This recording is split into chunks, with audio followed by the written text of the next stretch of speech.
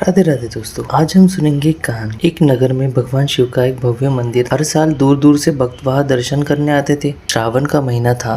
गवंडी पवित्र गंगा जल लेकर शिव जी का जल अभिषेक करने आए। मंदिर का पूरा परिसर भक्तों की भीड़ से भरा हुआ था। तभी अचानक आकाश से तेज बिजली चमकी और आसमान से सोने का एक थाल मंदिर के आंगन में उतर आया। उसी समय आकाशवाणी हुई, जो भी भगवान शिव का सच्चा भक्त होगा वही इस सोने का थाल वो उठा पाए। यह सुनते ही मंदिर में हलचल मच। सबसे पहले एक पंडित जी आगे आए। उन्होंने गर्व से कहा, मैं रोज शिव जी की पूजा अभिषेक करता हूँ, इसलिए ये थाल मुझे ही मिलेगा। उन्होंने जैसे ही थाल उठाया वो सोने का थाल पीतल में बदल गया। पंडित जी शर्मिंदा होकर पीछे हट गए। फिर कई महात्मा, दानी लोग और मंदिर के सेवक भी आगे आए। हर कोई खुद को सच्चा भक्त समझ रहा, लेकिन जो भी थाल उठा था सोने का तुरंत किसी और धातु में बदल जाता। बाद वहाँ नगर का राजा आया।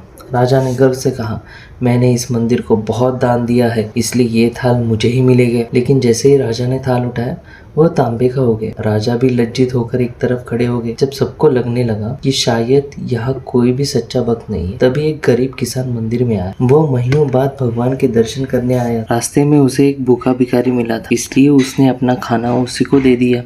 किसान ने मंदिर जाकर चुपचाप शिव जी को प्रणाम किया और बाहर निकलने लगा।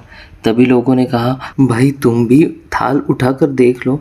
किसान हंसकर बोला, मैं तो पूजा पाठ भी नहीं ठीक से करता, मैं कैसा भक्त। लेकिन लोगों के बहुत कहने पर उसने थाल उठा लिया और जैसे ही किसान ने थाल उठाया वह सोने की तेज रोशनी से चमकने लगा। जब सब लोग आश्चर्य से देखने लगे, उन्होंने किसान से पूछा, भाई तुम ऐसी कौन सी भक्ति करते हो जो शिव जी तुमसे इतने प्रसन्न है। किसान मुस्कुराकर बोला, मैं कोई खास पूजा नहीं करता, मैं तो बस मेहनत करता हूँ और जहाँ मौका मिले वहाँ ज़रूरतमंदों की मदद करता हूँ। दूसरे के चेहरे पर मुस्कान देखकर जो सुकून मिलता है वह मेरी सबसे बड़ी पूजा है। यह सुनकर सब समझ गए, भगवान को दिखावा नहीं बल्कि सच्चे मन से किया गया अच्छे कर्म सबसे प्रिय है।